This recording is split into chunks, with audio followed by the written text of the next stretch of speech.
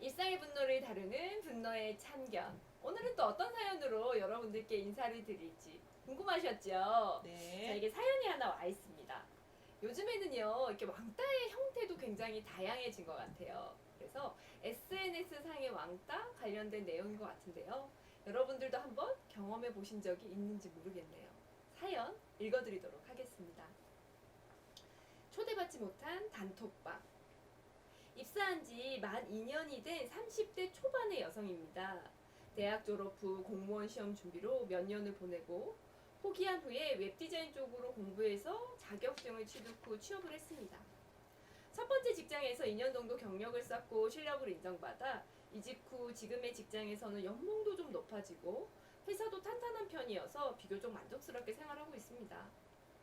저를 포함해 4명의 여직원이 함께 점심을 먹고 커피를 마시는 평범한 일상이라 직장 내 인간관계도 별 문제 없이 생활하고 있었는데 어제 점심 식사 후 카페에서 다 같이 커피를 마시다 불쾌한 상황이 발생했습니다.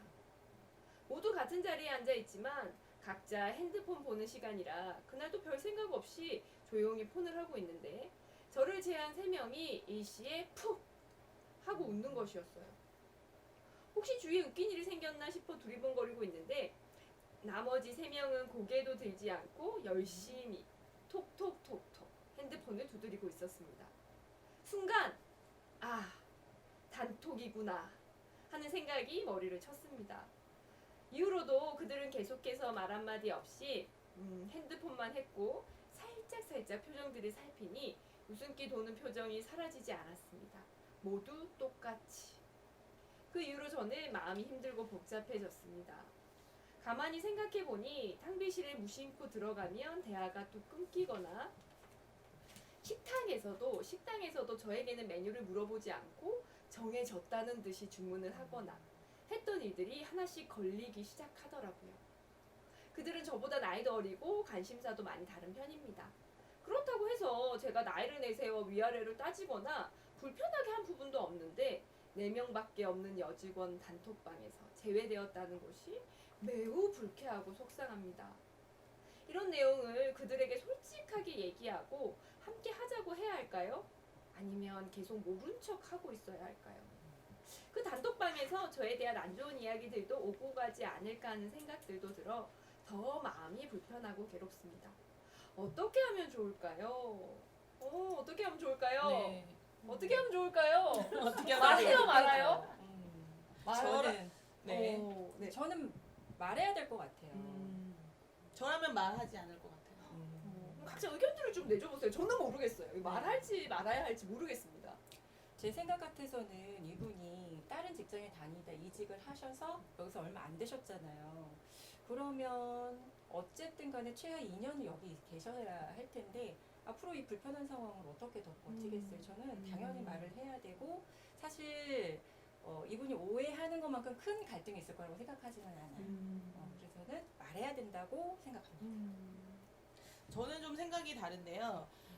물어봤는데 내가 감당하지 못할 만약에 내용들을 듣게 된다면 앞으로의 직장 생활이 더 어려워질 것 같아요. 근데 저라면은 만약에 제 입장이라면 얘기하지 않는 게 낫지 않을까. 사실 좀 어떤 이야기들이 나올지 좀 두렵기도 해요. 사실은. 그래서 얘기하지 않을 것 같습니다. 근데 얘기하고 또 안 하고가 중요한 이야기일까도 모르겠어요. 네, 그럴 수도 있겠네요. 그죠? 이런 사연, 이게 나에게도 올 수 있는 사연인데 이럴 때 제가 이런 일을 어떻게 받아들이면 좋을지 한번 여쭤봐야겠죠? 네. 누구한테요? 양 목사님. 네. 자, 화 참고만 살 뻔했네 저자 우리 양성희 작가님께 한번 여쭤보도록 하겠습니다. 작가님 모실게요. 네, 반갑습니다. 아이고, 이런 일이 있으면 정말 속상할 것 같아요. 그리고 그들만 이러고 내가 따로 떨어져 있다. 또 같은 직장에서 계속 있는데 나만 동참하지 못하고 있다. 그러면 그 마음이 고스란히 느껴져서 마음이 굉장히 안 좋으네요.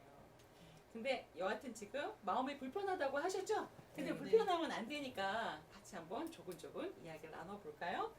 제가 쭉 글을 봤는데 글을 보는 건 굉장히 중요해요. 제가 하나 많이 속상하신가요? 화가 나시나요? 그러면 글로 적어보세요 라는 말씀을 드리고 싶습니다. 왜냐하면 자기도 모르는 자기가 글 속에 있어요. 그래서 글로 좋고 이렇게 앞뒤를 살펴보면 아, 나 그냥 이랬었는데 내 본 마음은 이거였구나 이런 거를 본인이 스스로 객관적으로 볼 수 있어서 한번 적어보세요 라고 말씀을 드리고 싶고요. 그래서 적어주신 글을 또 제가 자세히 봤잖아요. 그랬더니 여기 뭐라고 있었냐 하면 나는 이 직장을 옮겨가지고 인간관계가 별 문제 없이 생활하고 있었어요. 근데 어제 점심 식사 후에 카페에서 이렇게 돼 있거든요. 그러면 글을 봤을 때 계속 그런 게 아니라 여지까진 괜찮았는데 어제 점심 식사 후 카페에서 시작이 됐던 것 같아요. 그럼 시간이 많이 오래되지 않았네요. 그리고 여러 번 반복된 건 아니었네요. 근데 언뜻 이걸 체크하지 않고 읽으면 마치 오랫동안 그런 것 같이 느껴지시지 않으시나요? 네. 맞아요. 그게 왜 그랬냐 하면 과학적인 이유가 있습니다. 왜? 지금 내 마음에 불안한 씨가 품어졌죠. 사실인지 아닌지는 몰라요. 그런데 여하튼지 자기네끼리 단톡하는 거 아니야? 그리고 뒷담화하는 거 아니야? 라고 하는 순간부터 이제 막 그 씨가 뿌리를 내리고 줄기가 올라오고 꽃이 피우고 막 이랬겠죠. 그러니까 마치 오래전부터 그렇듯이 그런 느낌이 들지 않을까요? 근데 저는 그렇게 말을 못 하겠어요. 말하세요. 또는 하지 마세요. 라고 말하기가 굉장히 힘들어요. 왜냐? 사람들은 다 다르기 때문이죠. 그래서 내가 말을 하는 게 좋을 것 같으면 말하시면 돼요. 그건 본인이 알아요. 어떤 사람은 말을 하고도 내가 왜 말했지? 감당을 못하는 사람이 있어요. 그러면 말을 한 게 말을 안 하니만 못하거든요. 그래서 본인이 내가 말하고 났을 때 어떤 대답을 들었어도 괜찮을까? 라고 하시면 말을 한번 해보세요. 라고 말씀을 드리고 싶고 내가 말을 하고 나면 엄청 더 힘들고 그것 때문에 더 어색할 것 같다? 그러면 말하는 게 그에게는 처방이 아닐 수 있을 것 같아요. 그래서 본인이 한번 생각해 보시고 본인의 성향에 맞게 행동하세요 라고 하고 싶고 저는 조금 다른 솔루션을 드리고 싶어요. 그건 일반적인 이야기고 지금 초대받지 못해서 섭섭하셨나요? 네. 그랬나요? 섭섭해요. 매우요. 매우요. 네. 그러면 초대하세요 라고 말씀드리고 싶어요. 아, 초대하세요. 내가 초대하세요. 초대하는 거요? 네, 초대하세요.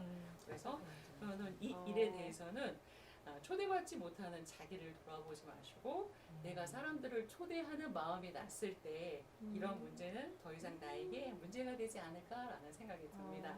그래서 저는 내가 먼저 초대하자 이렇게 스스로에게 이야기했으면 어떻겠나 싶어요. 내가 먼저 네. 초대하자. 그 생각을 못했네요. 네. 뭐 역시. 말하고 말고가 중요한 게 아니었어요. 네. 이건 정말 또 뜻밖의 솔루션이 저희에게 통쾌함을 주는 것 같아요. 네. 다 같이 한번 외쳐볼까요?